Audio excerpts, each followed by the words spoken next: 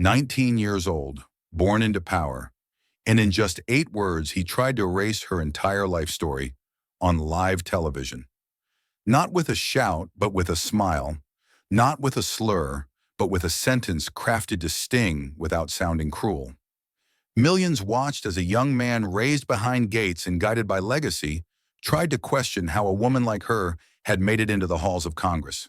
A woman who once swept hair from salon floors just to make rent, who read case law under flickering kitchen lights, who didn't inherit power. She fought for it. But Jasmine Crockett didn't just respond. She rewrote the rules. Not with rage, but with something more disarming. Stillness. Stillness that wasn't surrender, but strategy. And when she finally spoke, she didn't speak for herself. She spoke for every mother silenced in courtrooms, every student dismissed for dreaming too loud, every voter told they don't belong. So here's the question. When silence speaks louder than power, who really wins? The room was packed. The cameras were rolling. And history, though it didn't know it yet, was about to be interrupted. Let's go back to the moment before it all changed. The room looked like it was built for truth, but it wasn't. Not really. It was far too symmetrical, too pristine, too stage-managed to carry anything unscripted. The National Forum on Ethics in American Leadership was being held inside a sleek auditorium on the Georgetown campus, framed by floor-to-ceiling windows that reflected back only the polished world inside. The air was cool, intentionally so, a deliberate choice to keep nerves in check and optics sharp. The spotlight rig above the stage glowed a clean, almost sterile white. Not warm, not soft, but surgical. Below it stood 2 podiums, one elegant with brass trim, subtly elevated, the other plain, its base unremarkable, its placement a shade less centered. It could have been accidental. It wasn't. The seats were filled before the cameras rolled. First by the students, mostly political science majors in the front rows, notebooks open and phones discreetly raised. Behind them, the media figures filed in, columnists, podcasters, cable news correspondents, adjusting lapel mics, speaking softly into their wrists. Further back were donors, think tank fellows, and retired officials watching as if this were a final exam for someone's future. And in the farthest rows, nearly invisible in the dark, sat veterans, teachers, single mothers, the kinds of people whose opinions are never polled, but always affected. They all came for a debate. But what they were about to witness was something else entirely, and they could feel it, though no one could explain it yet. Backstage, producers whispered into headsets, lighting assistants hovered by dimmers, and a moderator rehearsed his opening. The countdown had begun. At exactly 6:59 p.m., the room shifted, not in sound, but in stillness. A silence that didn't feel peaceful. It felt loaded, like something pressing against the glass of the moment, waiting to break through. Then came the cue. The first name announced was Barron. He entered with the practiced gait of someone raised in hallways with mirrors and handlers. His Navy suit was custom-fitted, his face clear of expression, yet poised for the camera. His eyes scanned the room like he was taught to do. Top left, top right, center. Smile lightly, nod once. He didn't carry notes. He didn't need to. He had been fed them for weeks. The applause was polite, but not passionate. He didn't notice. The lights adored him. The audience for the moment accepted him. Then came Jasmine Crockett. No music, no telegraphed introduction. Just her silhouette stepping into the light like someone arriving at a job, not a performance. She wore what looked like armor to those who didn't understand it. A slate gray blazer, hair pulled back, expression unreadable. But what stood out wasn't her outfit. It was her stillness. She didn't scan the room. She didn't smile. Her steps were steady, grounded, the kind that said, "I've walked into harder rooms than this." And as she approached the podium, smaller, dimmer, less ornate, something shifted again. This time you could feel it in the way people sat up straighter. They didn't know why, but they would. No words had been spoken, yet the contrast was deafening. One was here to inherit the room, the other was here to earn it, again. And as the moderator adjusted his cards, unaware that history was breathing just inches from his fingertips, The audience leaned in, sensing that what was coming wasn't just a conversation about ethics. It was a confrontation with everything we pretend is fair. The moment they stood side by side beneath the lights, the contrast was almost too perfect to be real. Like someone had written the scene for a movie and then dared reality to outdo it. Barron Trump, 19, tall, camera-trained, born into a name heavy enough to open any door, carried himself like a curated heir to something invisible but unmistakable. Everything about him spoke of orchestration. His suit didn't wrinkle. His smile landed on cue. His posture, his pauses, even the brief glance toward the moderator. Measured. His prep team had spent weeks drilling rhythm, tone, and posture into him until the difference between instinct and instruction disappeared. He hadn't been raised to be relatable. He'd been built to be unshakable. And it worked at first. The audience saw what they expected to see. A young man molded by legacy, shaped for the stage. There was no surprise, no struggle. He was the product of well-funded polish. But across from him, Jasmine Crockett was something else entirely. She wasn't born into power. She had clawed her way through silence, through locked doors and shut eyes and unreturned calls. Once a hairdresser working evenings to afford law school tuition, she didn't have time for optics. She had cases. She had community meetings, eviction notices, late-night rides on city buses. The suit she wore tonight didn't carry prestige. It carried scars. Jasmine didn't walk like she was auditioning. She walked like someone who had already survived the fire. She didn't look to the cameras. She didn't search the crowd for approval. Her gaze stayed forward, fixed on something the audience couldn't see but could feel. Like she was standing not just for herself, but for every woman who'd ever been told to smile more. Every black girl who'd been asked if she belonged in the honors class. Every public defender who'd watched their client lose a case they should have won. Her presence wasn't stagecraft. It was resistance. And yet they were expected to be equals. That was the performance America often demanded. Place two people on a stage and pretend they arrived the same way. Pretend one wasn't carried while the other climbed. Pretend the weight of their words would be judged fairly when in truth, one was expected to perform with confidence and the other had to prove she had the right to speak at all. The air in the room held that bias. Not overt, but heavy. People wouldn't name it, but they felt it. Barron stood in a space that had always made room for him. Jasmine stood in a space she had to carve open with her bare hands. And as they stood at their podiums, one subtly lifted, one deliberately plain, the metaphor was complete. Two stories, one stage. One assumed capable, the other dared to exist. And as the audience settled into their seats, they thought they were watching a forum. What they didn't know yet was this wasn't just a comparison of ideas. It was a clash of America's two truths. The comfort of inherited power and the fury of earned presence. Only one would survive the silence that followed. The moderator cleared his throat with the kind of practiced neutrality that comes from years of pretending tension isn't thick enough to chew. He smiled at the camera, folded his hands and posed the opening question. Measured, polite, almost forgettable. In your view, what does ethical leadership look like in today's America? It was the kind of prompt designed to ease the room into discourse gently, to mask the stakes beneath soft edges. But Barron Trump didn't take the bait. He didn't answer the question. Not really. Instead, he turned his head slightly, just enough to angle his voice toward Jasmine without fully facing her. And with a polished half-smile that had been practiced too many times to be sincere, he delivered the first blow. Well, he said smoothly, before we talk about what leadership should look like, maybe we should ask what it currently does. I mean, I'm fascinated truly by how someone goes from a hair salon chair to the House floor. Congresswoman Crockett, how does that happen?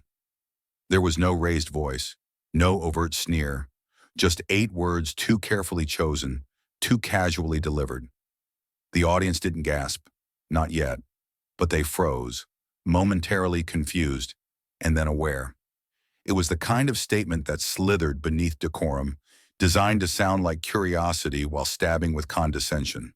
A rhetorical trap, dressed in civility. He wasn't asking a question. He was asserting a hierarchy. Jasmine didn't blink. Her hands rested loosely on the podium, her shoulders square. She didn't turn toward him. She didn't glance down. She didn't flinch. But in that stillness, something far more dangerous was happening. She was absorbing, calculating, letting the weight of his words land, not on her, but around her. She had heard versions of this before, in courtrooms, in elevators, in meetings where her credentials were questioned not for lack of substance, but for presence. The insult wasn't new. What was new was the spotlight. The silence that followed wasn't empty. It was electric. The audience leaned in, not because they expected a loud retort, but because they could sense a shift. Something in the room had cracked, just a little. The power that had so clearly leaned toward Barron at the start now began to wobble. Not collapse, just enough to make people wonder if they'd misjudged what kind of night this would be. Jasmine finally moved, not dramatically but deliberately. She leaned forward slightly, her voice quiet but crystalline. "How does it happen?" she echoed, as though the question had been posed by the room itself, not the young man who had never once cleaned the floor of a courtroom after midnight. And then she paused again, letting those words dangle like an open door. She wasn't hesitating. She was inviting the audience to walk through it. And whether they knew it or not, they already had. Because in that moment, before she explained her story, before she dismantled his narrative, before the nation would quote her in headlines and classrooms, something subtle but seismic began. The power dynamic recalibrated, not through volume, not through anger, through control. The kind that doesn't need to announce itself to be felt. It wasn't just a question, it was a thesis wrapped in a smirk. How does someone go from a hair salon chair to the House floor? Barron Trump's voice had carried smoothly, but the message beneath it was coarse. It was a line carefully calibrated by advisors, tested behind closed doors to feel inquisitive, yet sharp, clean, yet cutting. And in the delivery, he succeeded. For anyone unfamiliar with the legacy of coded language, it might have sounded like curiosity. But for anyone who's ever been doubted for where they started or what they looked like, it rang out like a generational insult passed through a gilded microphone. He knew exactly what he was doing. He didn't mention Harvard. He didn't reference policy. He went for profession, her past, her path, her place. Not the Ivy League debate team she didn't attend. Not the law school scholarships she scraped together through 70-hour work weeks. No, he chose the most vulnerable part of her journey, the one society still deems unworthy of political power. Service work, hands in hair, feet on tile, cash tips folded into coat pockets at 2 a.m., as if such beginnings were something to be outgrown or apologized for. And yet Jasmine's face didn't move, not a twitch, not a breath out of place. But behind that stillness, something ancient stirred. Not rage. Rage is too volatile, too reactive. What built in her wasn't explosion. It was compression, a slow internal bracing, like the tightening of a bowstring, pulled just beyond comfort, where power stores itself for a sharper kind of release.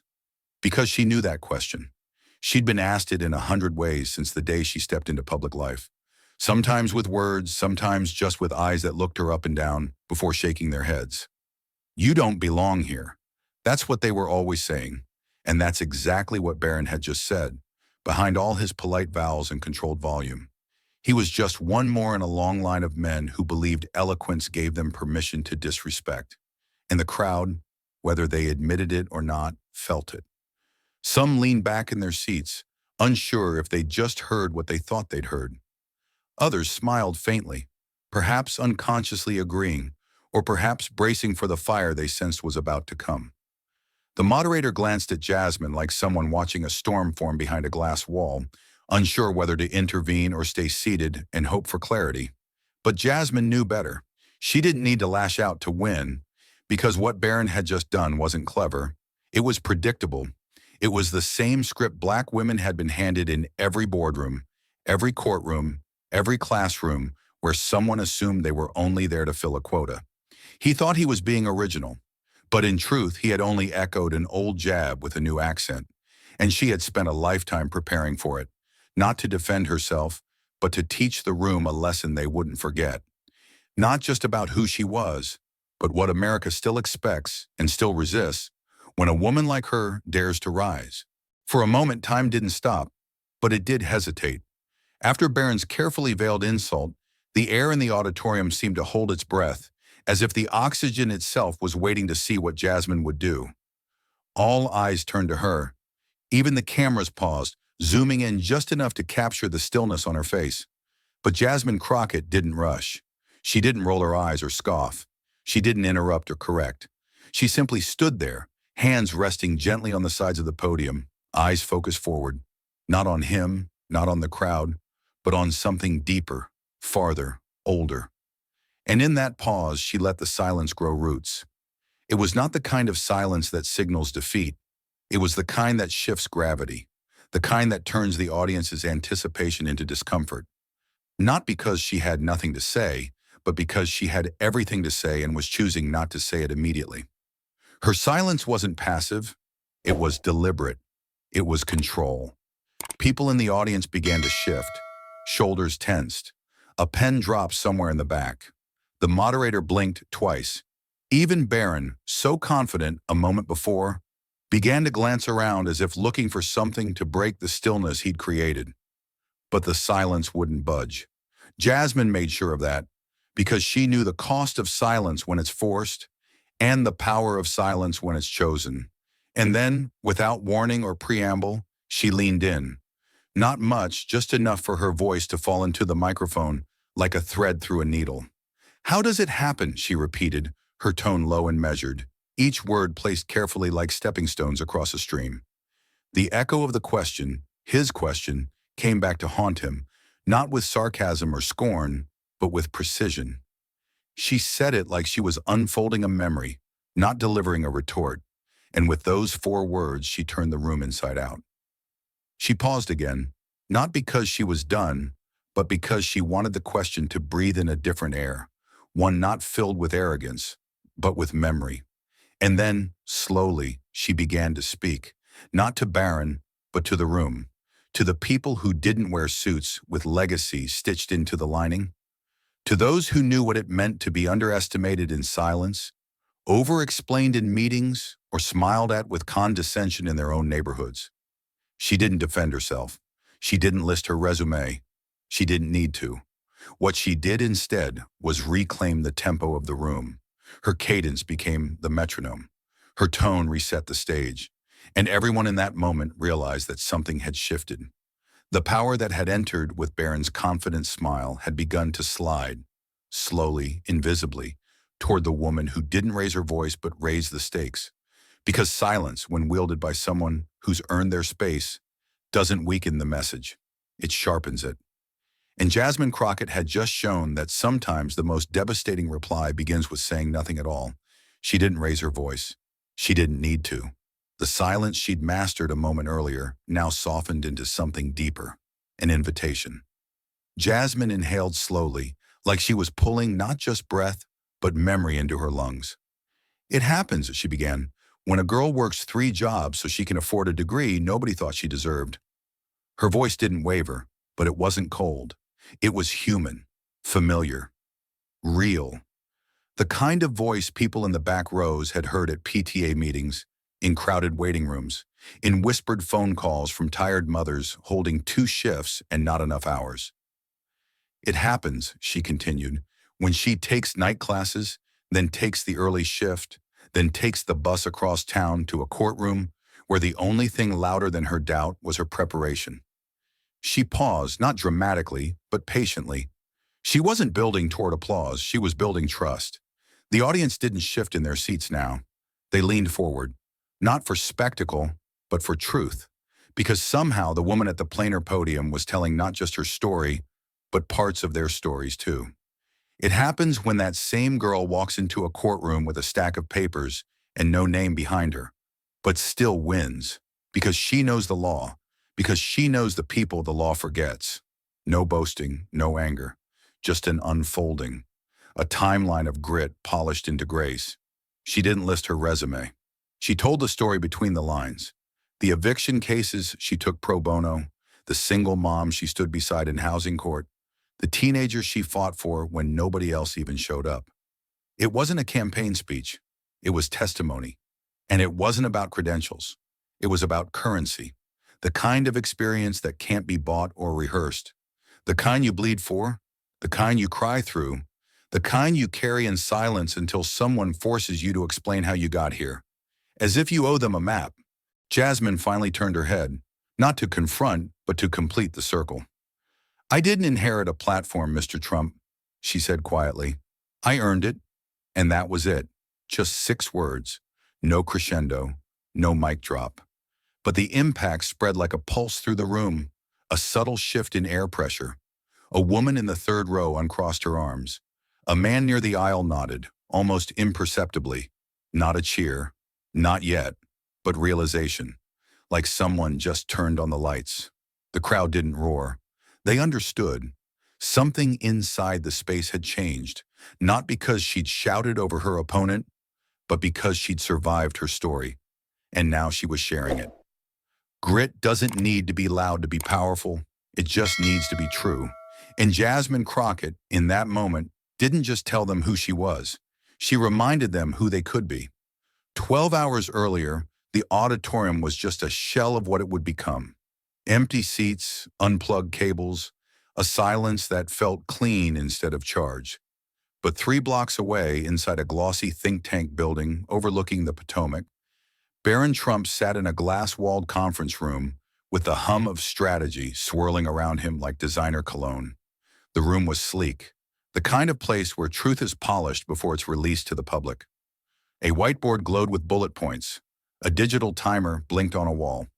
His prep team, 3 seasoned consultants, 1 speech coach, and a comms director from a rebranded youth wing, had been there since dawn, engineering what they called the reintroduction.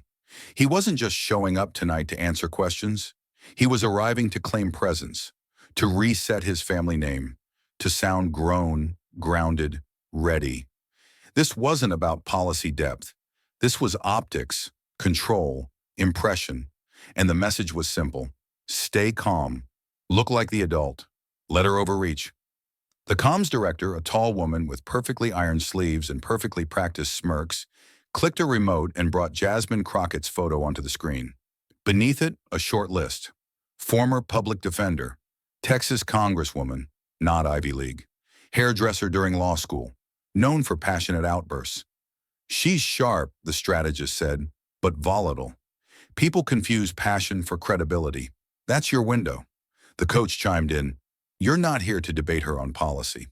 You're here to reframe her as emotional, reactive, someone who doesn't have the discipline to lead long-term."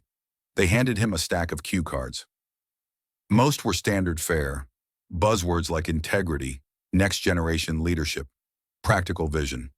But one card was different, handwritten, underlined twice. Hairdresser to house floor. That was the line. That was the jab. It had been tested with focus groups. "Surprising," one participant had said.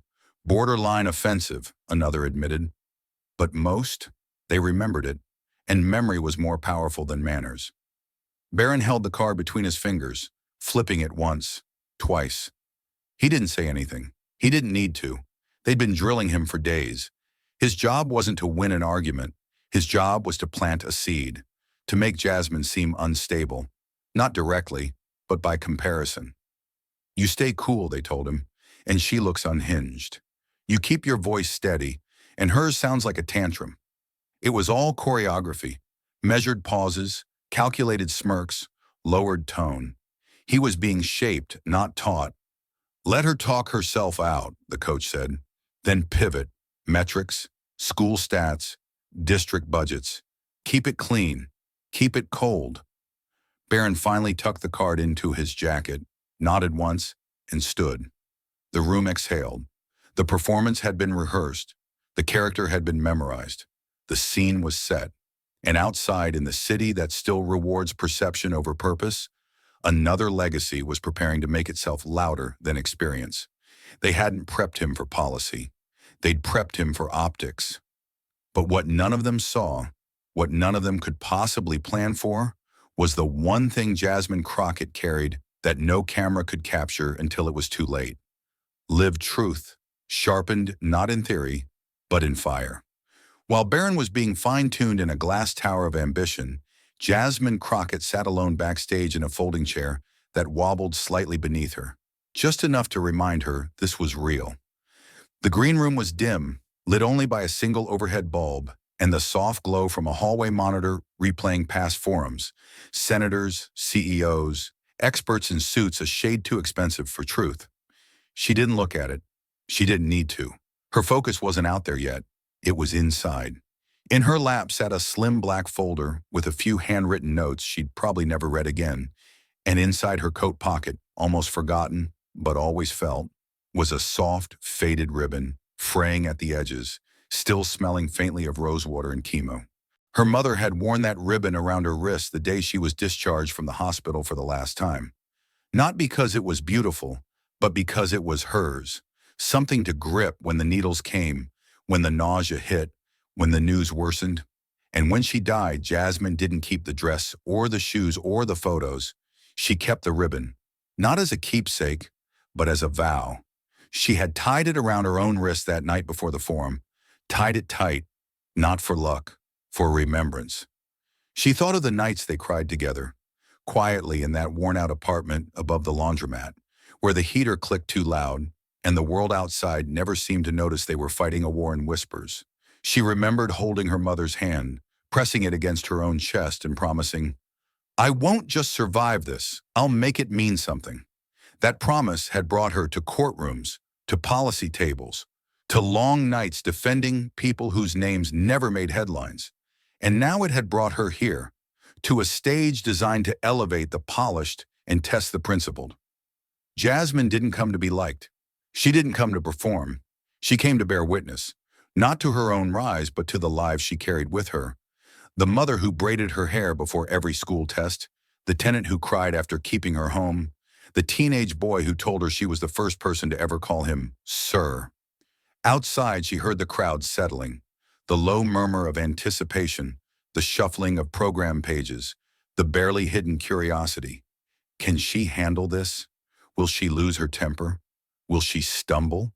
It was always the same questions, never about her policy, never about her plans, always about her. But Jasmine had stopped letting other people's doubt define her readiness long ago. She closed her eyes, pressed her fingers gently over the ribbon, and exhaled like someone about to walk into a courtroom for the 100th time. Not to prove her worth, but to protect it.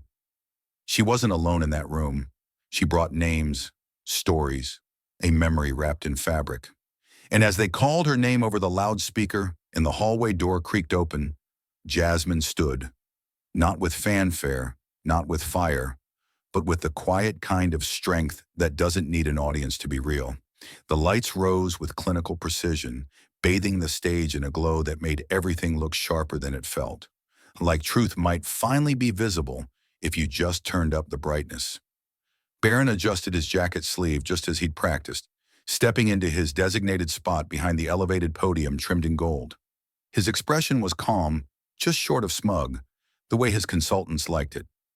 The stage cameras panned smoothly across his profile, capturing the face of a young man rehearsed for legacy, a silhouette sculpted for television. From the front row, he looked confident.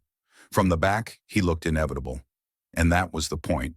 Every detail of his presence had been curated to suggest authority, even if none had been earned. Then Jasmine Crockett entered. There was no accompanying music, no spotlight cue, no perfectly timed nod. Just her, measured, composed, walking like someone who had nothing to prove to the room, only something to deliver. She moved toward the smaller podium, her blazer a few shades darker than the backdrop, her eyes neither lowered nor widened, her face unreadable. But to those paying attention, something else pulsed beneath her calm, a groundedness that didn't come from posture, but from purpose. She didn't need coaching on how to hold her jaw or where to rest her hands. Her stillness had been forged in waiting rooms, community hearings, and late nights holding tears until the closing arguments were done. The moderator welcomed them both, voice smooth and ceremonial. He read their names like he was introducing two sides of a coin. But from the very first moment the questions began, the illusion of balance cracked.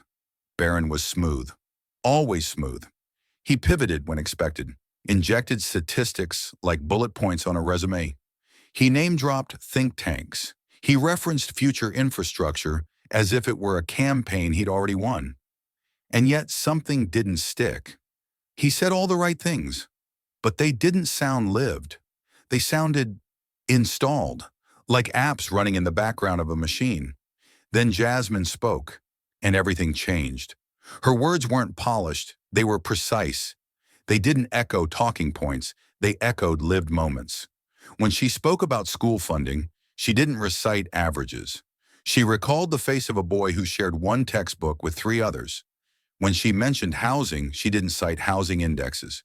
She described the damp hallway of a mother's apartment where mold crawled up walls that no inspector had bothered to report. Her voice didn't tremble. It landed, not like a spotlight, but like a mirror. And slowly, almost imperceptibly, the audience began to lean in. Not for spectacle, but for substance.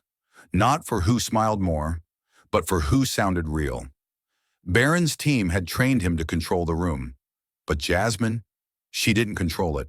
She transformed it, without theatrics, without needing to dominate, just by telling the truth no one else had dared to bring into a room like this. And as the segment moved forward, as answers turned into moments, and moments turned into memory, a quiet question began to spread. First in whispers, then in eyes. Who is really the leader here? And for the first time, the cameras couldn't answer. The people had to. Barron Trump had been waiting for this moment. The pivot. The part where he could stop sounding like a young man and start sounding like a leader. The question had barely landed before he launched into his arsenal, unfolding a printed sheet of statistics and positioning it on the edge of his podium with theatrical ease. His voice steadied, dropped half a tone lower, and slid into its most practiced register. Firm, composed, data-driven. Let's talk outcomes, he began, flashing the audience a confident half-smile. Under Representative Crockett's leadership, high school dropout rates in her district rose by 4.6% in the last 18 months. Federal grant utilization dropped by nearly 12%, and public safety ratings in urban zones remain critically low. That's not just anecdotal, that's documented. He spoke quickly but clearly, just like they trained him. Each number was a blade, each citation a shield. He wielded stats the way others might wield weapons, not to explain but to overwhelm. Charts appeared on the overhead screen behind him, color-coded, cited, aggressive. Leadership is about results, he pressed on, his fingers tapping the podium rhythmically. And what we're seeing is a track record of rhetoric over responsibility. Emotional appeals don't change economic reality. There was a shift in the room, but not the one he expected. The audience wasn't nodding. They were calculating, watching, weighing. Jasmine Crockett hadn't moved. Not her hands, not her shoulders, not her breath. She didn't look rattled. She looked like someone waiting for a storm to pass, before telling you the sky had always been blue underneath. Barron pushed forward, sensing the need to tighten control. Congresswoman Crockett also voted against House Resolution 214, he added, lifting another document with a yellow tab. That was a bipartisan bill designed to increase federal education grants in low-performing districts. Her constituents deserve better. Numbers don't lie. But what he didn't see, what his prep team had never trained him to read, was the subtle tilt in the audience's posture. The way some had stopped watching him and started watching her. The way their eyes weren't locked on the data, but on the stillness Jasmine maintained through it all. Not out of avoidance, but awareness. Because Jasmine had seen this play before. She'd seen landlords hide behind spreadsheets while families cried in lobbies. She'd watched city officials recite budget line items to justify why a free lunch program had to be cut. She knew the language of numbers and how easily they were twisted to erase faces. She let him finish, let the final statistic land and settle into the silence he thought he owned. Then slowly, Jasmine lifted her chin. Not high, just enough. And in that small, precise motion, the energy of the room shifted again. It wasn't a retort, it was a reclaiming, because Barron had just built a wall of paper. But Jasmine Crockett was about to speak from the place his charts couldn't touch. And suddenly all that data, every percentage point, every projection, every polished bar graph, began to feel like exactly what it was, a shield built to avoid the truth, and truth was about to answer. Barron was still speaking when the screen behind him lit up again, this time displaying the full text of House Resolution 214. He gestured toward it with a calculated wave, pausing at a highlighted clause mid-page. Section 4B, he said confidently, clearly shows that funds were meant to be distributed equitably across districts, and yet Congresswoman Crockett chose to vote against it. How can anyone justify turning away federal resources meant to help underperforming schools? His voice grew a little firmer, his cadence sharpening with each word. These are not opinions, these are the words of the bill. We have to stop confusing defiance with leadership. There was a beat of silence. The audience waited, not because they were persuaded, but because they could feel something coming.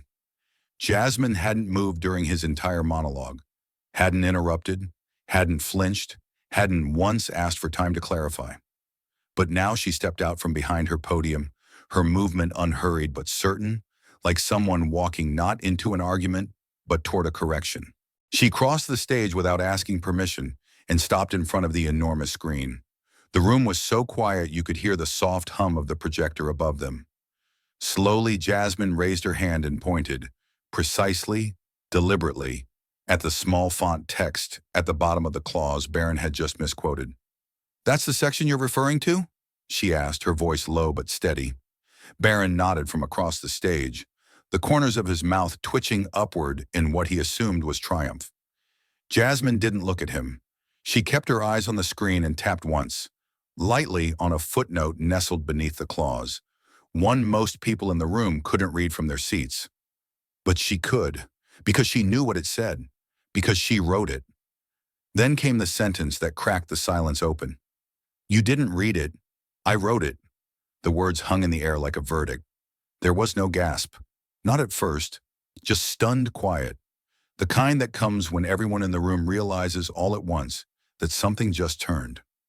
Barron's face stiffened. His smile faltered for the first time. His fingers curled tighter around the stack of papers in front of him as Jasmine stepped back from the screen, her gaze sweeping slowly over the audience. "What you left out," she continued, "was that the amendment to Section 4B, which redirects those funds during surplus years, was mine. I introduced it. I defended it in committee. I added the conditional trigger you failed to mention, requiring reallocation only under certified surplus and automatic reinvestment in high-need districts once those conditions expire. It's in the record. It passed oversight, unanimously." Now the crowd reacted. Murmurs, blinks, a hand raised to a mouth, a few heads turned toward Barron, not with interest, but with doubt. Jasmine returned to her podium calmly. "Facts matter," she added, "but quoting them out of context doesn't make them true. It makes them dangerous." Barron didn't respond. He didn't look up, because in that moment, every graph behind him turned into paper armor. And Jasmine Crockett had just walked through it with one line, one fact, and authorship he never imagined she owned. The energy in the room had shifted from debate to reckoning. Barron Trump stood quiet, fingers still wrapped around a now useless stack of papers that had once felt like ammunition, but now resembled scraps. He looked toward the screen again, as if trying to reread a battlefield already lost. Jasmine Crockett didn't gloat. She didn't lean forward or press the moment for drama. Instead, she did something far more disarming, she explained. Her voice was even, almost conversational. "The amendment I authored," she began, her tone neither defensive nor triumphant, "was designed to safeguard the very communities you're claiming I abandoned. The reallocation clause you mentioned only activates during federal surplus cycles, years when unspent funds sit idle while needs go unmet. And those funds," she added, "don't disappear. They're earmarked for emergency redistribution, tracked in real time through mandatory quarterly reports." Also something I wrote. She turned slightly, no longer facing Barron, but the audience. "Section 4B, subsection C, requires the Department of Education to notify impacted districts within 5 business days of any funding shift and provides an immediate appeal mechanism. That means if a school in South Oak Cliff, or East Detroit or rural Mississippi, gets caught in that redirect, They have a legislative lifeline. And no, it's not theoretical. It's working. She paused, but not to rest, only to let that last word settle. Working. There was no applause. Not yet. Just stillness. Because what Jasmine had done wasn't a counterpunch. It was a reveal. She hadn't just read the bill. She had built its spine. And she wasn't standing here to defend herself from an attack. She was standing here to clarify the truth that had been twisted for spectacle. I didn't vote against helping underserved schools, she continued. I voted against letting privatized charter networks siphon money from public classrooms with no oversight. The original version of that bill, before my amendment, would have allowed that. She glanced toward the moderator, who looked down at his notepad, as if embarrassed by how different this was from every other debate he'd ever moderated. And while we're being honest, she added, some of the very people who voted for that bill have since co-sponsored revisions, using the same language from my amendment. Now she returned to her podium, her steps measured, her presence rooted. So no, she said, this isn't a rebuttal, it's a receipt. She looked back at Barron for the first time in several minutes, not with contempt, but with clarity. Leadership isn't about reciting someone else's words. It's about writing your own and standing behind them when they're misunderstood. That was the moment the audience began to shift, not just physically, but mentally. You could feel it. The way uncertainty slowly gave way to understanding. The way skepticism bent toward respect. Barron had come armed with optics, with carefully chosen attacks designed to provoke a slip. But Jasmine hadn't slipped. She hadn't swerved. She hadn't shouted. She had shown her work. And that, in the end, is what truth does when wielded by someone who doesn't use it as a shield, but as a sword. The screen behind her dimmed. The graphs faded. The clauses and footnotes that had once pulsed with tension now vanished into the background. Jasmine Crockett didn't ask for another rebuttal. She didn't shift to another policy or pull up a fresh statistic. She simply took a breath, one of those deep, quiet breaths that resets the rhythm of a room, and began to speak in a different register, one stripped of formality, stripped of defense. She spoke now not as a congresswoman, not as an attorney or a target, but as a witness. I want to tell you a story, she said gently, the edge of her voice softening, not for performance, but for intimacy. Her name is Danielle. The room stilled, the kind of stillness you don't orchestrate, you earn. Danielle is a single mother with 2 kids. She lives in a neighborhood most politicians only drive past on their way to somewhere more comfortable. She works the night shift cleaning hospital rooms. Every morning she gets home just in time to take her boys to school, then tries to sleep for 4 hours before doing it all over again. But Danielle got arrested because her grass was too long. There was no gasp, not yet, just breath held a little tighter. She had fallen behind on code enforcement fines, couldn't afford to hire someone to mow the lawn, didn't own the equipment, didn't even know a warrant had been issued. Until one night, she was pulled over on her way home, her kids asleep in the back seat, and she was taken in. Jasmine's voice didn't break, it deepened. I met her in a cold hallway outside a courtroom. She was crying, not because she was ashamed, but because she was terrified. Terrified her children would be taken. Terrified she would lose her job. Not because she was violent. Not because she was dangerous, but because she couldn't cut grass. Now the audience began to shift again. The data Barron had spouted earlier felt miles away.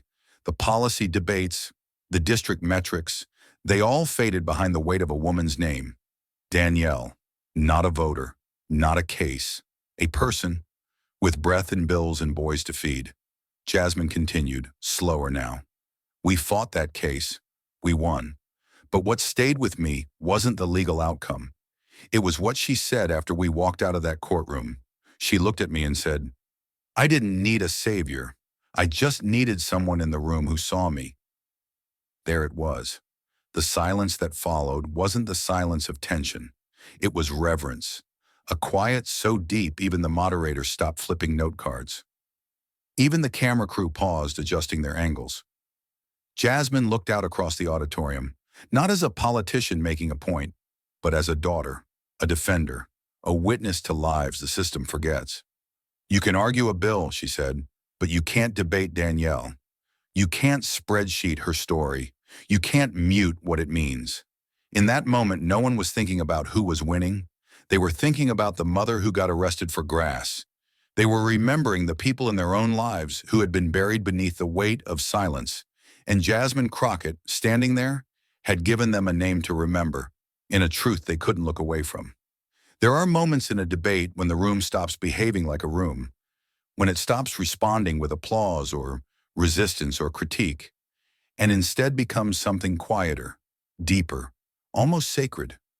Jasmine Crockett had taken them there, word by word, not with fire, but with truth. She wasn't trying to win. She wasn't trying to impress. She was trying to make people see. She didn't pace the stage. She didn't raise her voice. She stood perfectly still, one hand resting lightly on the edge of the podium, the other gently brushing the edge of that worn ribbon still tucked in her coat pocket.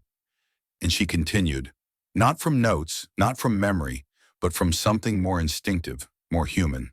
The hallway outside that courtroom was cold, the kind of cold that seeps through the skin and settles into your bones, not because of temperature, but because of what it represents. It's a space where people wait to be judged, wait to be processed, wait to be forgotten. Danielle was sitting on one of those hard benches, arms around her knees, eyes red but still sharp, like someone who had spent her entire life holding things together with whatever was left. Jasmine paused, but not for effect. She let the image sit there, let the crowd feel the weight of the silence Danielle had lived inside. She didn't cry because she'd been arrested, Jasmine continued. She cried because she thought she had failed her children, because she didn't mow a lawn, because she missed one notice, because the system had decided that was enough to threaten her family. No one shifted now. No one whispered. Even Barron, who had earlier spoken with practiced precision and smug detachment, had gone still. His polished arguments didn't belong in this space. Not anymore. I sat down next to her, Jasmine said, softer now. I didn't say much at first. Sometimes people don't need speeches. They need presence. After a long minute, she looked at me. Not as a lawyer, not as a congresswoman, not even as another woman. She looked at me like someone drowning looks at a shoreline.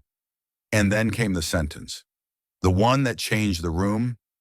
The one that didn't need to be shouted to be felt. She whispered, I didn't need a savior. I just needed someone to see me. The auditorium didn't react the way debate audiences usually do. No applause, no dramatic gas, just silence. Heavy, profound, breathing silence. The kind of silence that marks the border between story and truth, between seeing a moment and feeling it. Jasmine didn't look for approval. She didn't glance toward the cameras. She simply let those words, Danielle's words, rest in the air like something sacred. And that's when it became clear. This wasn't about political performance. This wasn't about points or polls or viral moments. This was about justice, real justice. Not the kind that gets quoted in press releases, but the kind that shows up tired and trembling in courthouse hallways. The kind that doesn't need spotlight, only someone willing to stand there, quietly, and see. Jasmine Crockett wasn't performing. She was remembering. And in doing so, she made the whole room remember what it had forgotten, that behind every debate, there are lives, and some of them are waiting for someone, anyone, to simply notice they exist. The silence lingered, not because the audience didn't know how to respond, but because they didn't want to disturb what had just been shared. It wasn't just the story of Danielle anymore. It was the story of everyone who had ever been told they didn't belong, who had ever waited outside a courtroom, or sat in a welfare office, or stood in the rain outside a city council meeting, hoping someone would listen. Jasmine didn't rush to fill the stillness. She stood in it, honoring it, breathing with it. And when she finally spoke again, her voice was even softer than before, but somehow stronger. That's why I'm here, she said. Simple, unadorned, but it landed like a final verdict on every assumption the room had carried in with them. I didn't come to go viral, she continued, her tone steady but full. I didn't come for applause. I didn't come to trade insults or play to headlines. I came because there are thousands, millions of people like Danielle who will never sit on a stage like this, who will never get a microphone, never be invited into the rooms where decisions are made about their lives. But their voices matter. Their stories matter. And if my being here means they're heard, even just once, then every sacrifice I've made is worth it. She wasn't talking to Barron anymore. She wasn't even talking to the moderator. She was talking to the people who had felt invisible all their lives, people watching from home, people who had stopped believing that politics had anything to do with them. She looked out at the rows of faces in the audience, students, teachers, grandmothers, workers in their Sunday best. And for a moment, no one was watching a politician. They were watching a woman who had carried their burdens and brought them here, not to speak for them, but to represent them. I didn't grow up thinking I'd be a congresswoman, Jasmine said, smiling faintly, but not for the cameras. I just knew what it felt like to not be seen, and I decided I wouldn't let that be the end of my story. Or theirs. The moderator looked down, visibly moved. Barron didn't speak. He couldn't. There was no counter-argument for what had just happened, and there didn't need to be, because then something even more powerful than applause occurred. One person stood, then another, then another. Not quickly, not with the raucous energy of a standing ovation, but slowly, deliberately, like people rising in church after a truth too deep to stay seated through. A quiet wave of recognition moved through the auditorium. It wasn't for performance, it was for purpose. They didn't stand because she asked them to. They stood because she had reminded them of who they were, of who they still could be. Jasmine Crockett hadn't won a debate. She had awakened a room with one voice, speaking for 1,000 stories that had never made it to the mic, until now. He had been silent too long. Long enough for the room to forget his presence, long enough for the rhythm to change, for the weight of Jasmine's words to fill the space so completely that there was no oxygen left for rehearsed rebuttals. But Barron Trump couldn't sit in silence any longer. Not because he had something meaningful to offer, but because he felt something slipping. Control, authority, spotlight. So when he spoke, his voice was calm again, carefully measured, back in character. "Congresswoman," he said, smiling faintly, as if to suggest he was the reasonable one, the one trying to bring things back to civility. "You clearly care deeply about these issues. That's obvious. But I think we also have to be honest. There's a difference between leadership and simply being loud." The room tensed, not with outrage, but with recognition. Everyone had heard this line before. Maybe not exactly like this. Maybe not on a stage. But in meetings, in classrooms, in interviews, from bosses, from neighbors, from well-meaning critics. It was the oldest trick in the book, gaslighting disguised as decorum. Barron pressed on, emboldened by his own detachment. "There's a reason people tune out, Congresswoman. Passion is fine, but when it tips into anger, when it gets emotional, it becomes difficult to take seriously. It doesn't inspire trust. It alienates people." He leaned slightly on the podium, voice dropping into the register of faux concern. "We need leaders who stay composed, who speak with facts, not feelings. You talk about truth, but sometimes truth gets lost in tone." There it was, polished, practiced, poisonous. He hadn't raised his voice. He hadn't insulted her directly. But his meaning was clear. "You're too much, too passionate, too black, too female, too real." The words hung in the air, their civility thin as tissue. He had said out loud what so many still believe, but rarely admit, that a woman who speaks with force must be angry, and anger must be wrong. That lived experience is a liability. That conviction is a flaw. The audience didn't gasp. They didn't boo. But their stillness spoke volumes. Jasmine Crockett didn't respond right away. She didn't take the bait. She let his words echo back at him in the uncomfortable quiet he didn't know how to hold. Then she tilted her head just slightly and spoke, not with fire, but with clarity sharpened over years of being told to shrink. "You call me angry when I'm informed," she said slowly, "but give men like you credit just for showing up." She didn't stop there. "When I speak with urgency, I'm emotional. When I correct a lie, I'm aggressive. But when a young man with no legislative record and a stack of cue cards does it, he's confident, he's composed, he's credible." Barron blinked, his mouth caught mid-response, the practiced smile frozen in place. Jasmine turned, Not for applause, not for validation, but to bear witness. This isn't just about me, she said. It's about every woman who's ever had to lower her voice to be heard. Every woman who's been told to smile more in boardrooms, to soften her tone in courtrooms, to be quiet on national television. And in that moment, no one remembered what Barron had just said, because Jasmine had made it irrelevant. She didn't fight the accusation. She exposed it with truth, with presence, with the kind of composure that doesn't sound rehearsed. It sounds earned. The air in the auditorium had thickened, not with anger, but with a quiet, undeniable charge. Barron had tried to frame her as emotional, too intense, too much.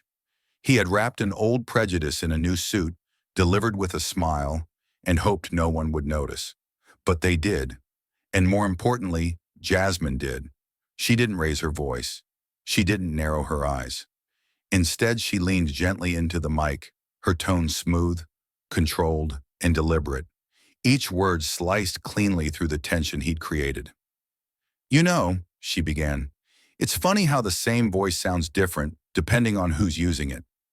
She turned slightly toward him, not confrontational, just steady. "When I speak with urgency, I'm called emotional. When you speak with conviction, it's called passion.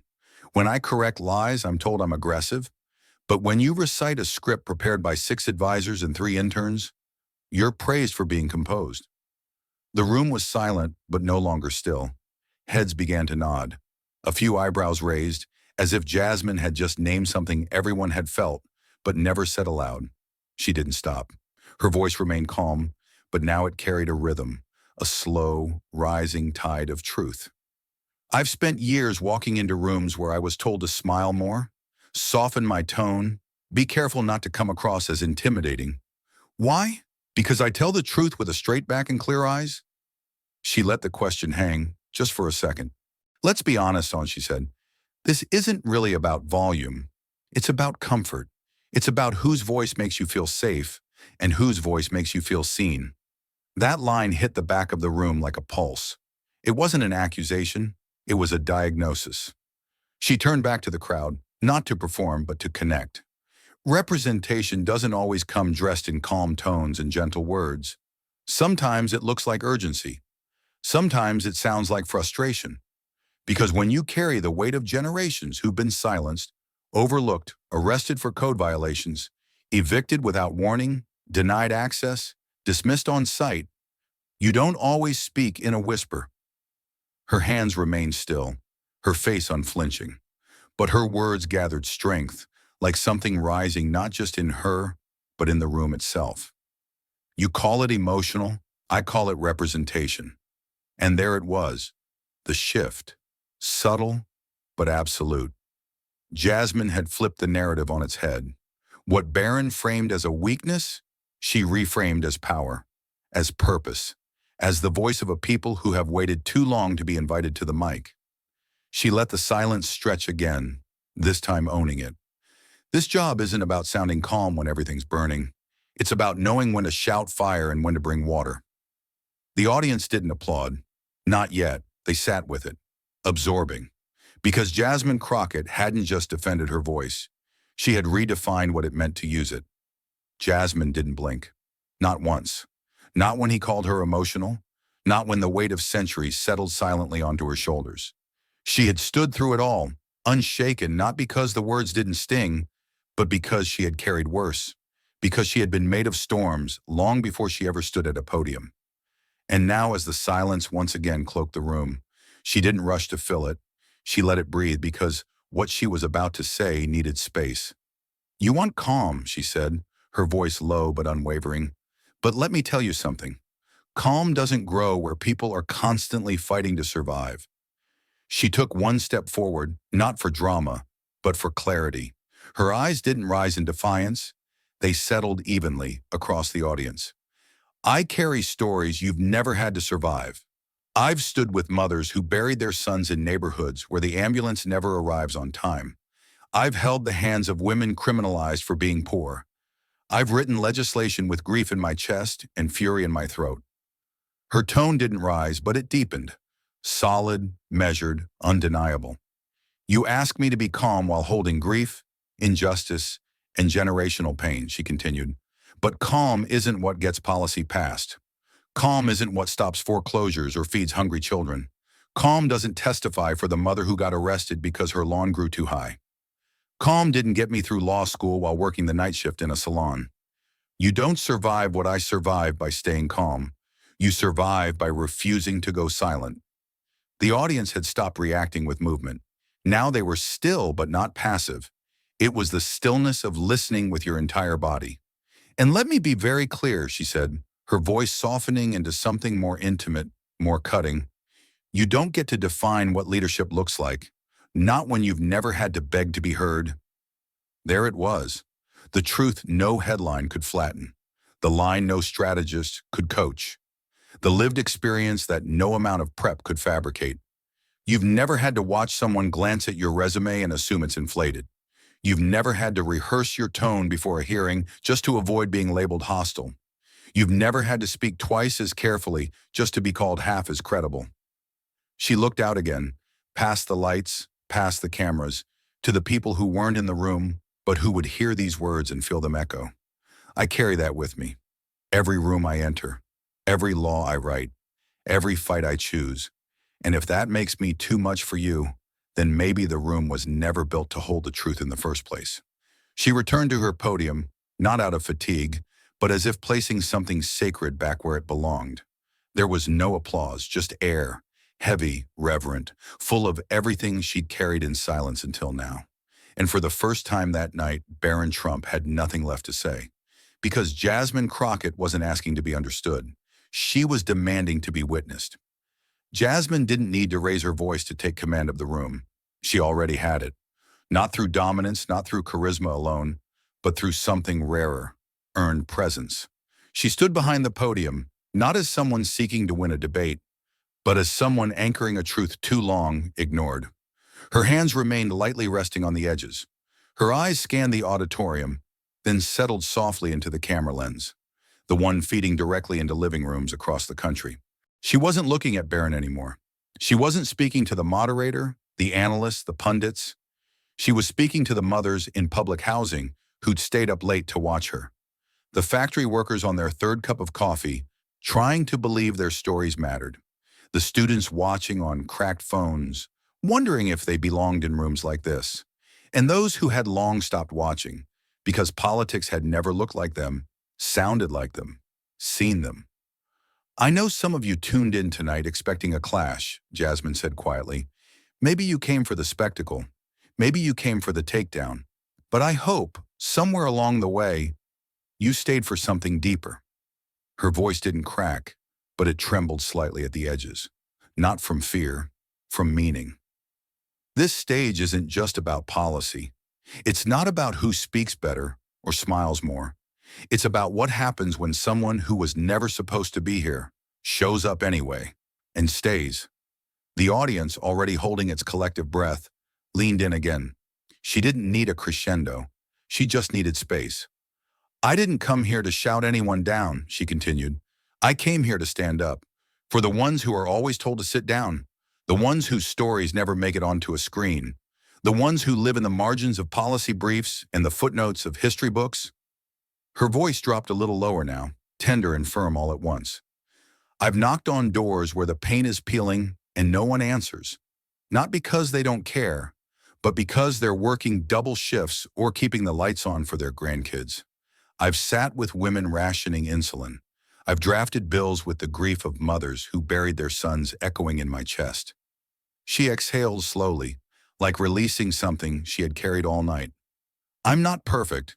I've made political mistakes, but I've never stopped listening, and I've never stopped fighting for the people who were told this country wasn't built for them. Then came the final turn.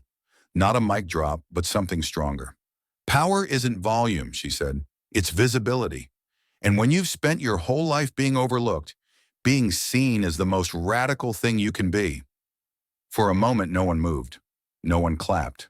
It wasn't hesitation. It was reverence. Then someone in the third row stood. Then another. Then more. Not for performance, but for presence. Because Jasmine Crockett had just reminded a nation that when we see people, truly see them, we begin to hear them. And that's where justice begins. Jasmine didn't wait for applause. She didn't stand taller, didn't widen her stance, didn't break into a grin or steal one final glance at the crowd. When her final words settled, power isn't volume, it's visibility. She didn't follow them with a performance. She simply stepped back from the podium, adjusted the single button on her blazer, and began to walk. Her heels tapped lightly across the stage, precise, unhurried, as if echoing the same quiet conviction she had carried all night. She didn't raise a fist. She didn't wave to the cameras. Her shoulders stayed steady, her gaze forward, not outward. There was no triumphant smirk for the press pool, no wink to the front row. This wasn't her victory lap, because she hadn't come to conquer. She had come to serve. The audience didn't erupt. They didn't cheer as if at a sporting event. Instead, they rose, slowly, organically, like something in their bones had shifted and demanded acknowledgement. One by one, row by row, people stood, not because it was expected, but because it was deserved. Teachers with notebooks, students with wide eyes, retired veterans with trembling hands. They rose not for spectacle, but in recognition, not to celebrate a performance, but to honor a presence. Jasmine didn't turn to see them. She didn't need to. She knew what it meant. On the far side of the stage, Barron sat frozen. His hand was still loosely gripping the last cue card he never got the chance to read. The line he had practiced for days now felt hollow in his palm. He glanced at the teleprompter, then down at the script on his podium, flipping a page without reading it. His face was expressionless, but not blank. Stunned, maybe. Confused, definitely. Because this hadn't gone the way it was supposed to. Not by the numbers. Not by the preparation. Not by the optics. He had followed the formula. She had changed the format. He had waited for applause. She had made it unnecessary. The moderator, too, sat still, his hands clasped, notes untouched. For the first time all evening, he didn't feel the need to fill the silence, because something sacred had passed through the room, something that didn't require summarizing. Backstage, an aide reached out to hand Jasmine a water bottle. She took it with a nod and kept walking. Another tried to whisper something in her ear, probably congratulations or logistics, but Jasmine didn't stop. She wasn't being rude. She was honoring the moment. She understood better than anyone that what had just occurred wasn't about her. It was about them. The ones watching from living rooms in Mississippi, in Newark, and Oakland. The ones who never heard their lives spoken aloud on a national stage without judgment or pity. The ones who had lived in the margins for too long and just for a moment had seen someone who carried their stories, not as props, but as proof. And that's why there was no need for a fist in the air. No slogan, no final wave. Jasmine Crockett walked off that stage exactly as she had walked onto it, with dignity, with truth, and with nothing left to prove. The lights in the auditorium began to dim, not all at once but gradually, like a breath finally exhaled after holding it too long. Chairs creaked softly as people sat back down, still not speaking, still not moving, as if afraid that even the smallest noise might break the fragile reverence hanging in the air. Jasmine Crockett had already disappeared behind the curtain, her figure swallowed by the soft shadows of the backstage hallway. But somehow her presence still filled the room more fully than ever. There was no music, no triumphant narration, no spin, just silence. And then, like a voice rising from within that stillness, not loud, not dramatic, came the quiet echo of something more powerful than applause. A voice that wasn't trying to impress, but trying to remind. Justice doesn't always shout. Sometimes it just sits still and doesn't flinch. That was Jasmine's legacy in that moment. Not the debate she had won, not the numbers she had corrected, not even the applause she had refused to chase, but the stillness, the unwavering clarity, the refusal to bend her truth into a shape that made others more comfortable. She hadn't needed to outtalk anyone. She had simply outlived every expectation they placed on her.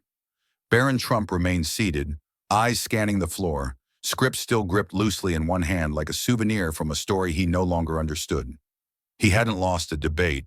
He had been taught a lesson, not just in policy or command of facts or rhetorical finesse, but in humanity, and not the kind you rehearse, but the kind you carry. Because what Jasmine Crockett offered that night wasn't political theater. It wasn't a viral moment engineered for impact. It was something harder, something quieter, something real. The truth is, leadership doesn't always roar from the mountaintop. It doesn't always come wrapped in sound bites and suits. Sometimes it walks in on tired feet, carrying the weight of invisible people. Sometimes it tells the story of a mother arrested for grass. Sometimes it remembers the ribbon in her pocket. And sometimes it stands completely still and lets silence do what shouting never could. In the end, Jasmine didn't win by speaking louder. She won by making people feel seen. That's what real leadership does. It doesn't dominate the room. It dignifies it. It doesn't demand to be heard. It listens first, then speaks only when it must. And most of all, it doesn't seek glory. It seeks connection. So if anyone asks what happened that night on the debate stage, not the optics, not the trending hashtags, but the truth, tell them this. A woman stood in a room not built for her. She stood for those who couldn't. She didn't ask to be believed. She simply told the truth. And the truth stayed. Because in a world full of noise, justice often begins with the one voice that refuses to perform. It simply speaks. And in doing so, changes everything. And maybe that's the lesson we've forgotten in all the noise. The quiet kind of strength that doesn't chase spotlight, but shows up when it matters most. Jasmine Crockett didn't change the room by being louder. She changed it by being truer. She reminded us that leadership isn't a performance. It's a promise to carry voices not often heard, to speak truth not often welcomed, and to stand still when the world demands you shrink. In a time when politics feels like theater, her story is a return to something real, something human. It's not about perfect words or polished gestures. It's about purpose, about knowing who you are when no one's clapping, and still choosing to speak. This story was created to reflect on deeper truths drawn from our collective experience, inspired by the struggles we see and the voices we hear every day. It is a work of reflection meant to illuminate, not impersonate, and to stir thought, not division. Because sometimes the most radical thing you can do isn't to fight louder, it's to stand still and not flinch. Thank you for staying till the end. Your time, your heart, your presence matters more than you know. If this story spoke to you, speak back. Like, subscribe, and leave a comment. Let's keep this conversation and this fight alive.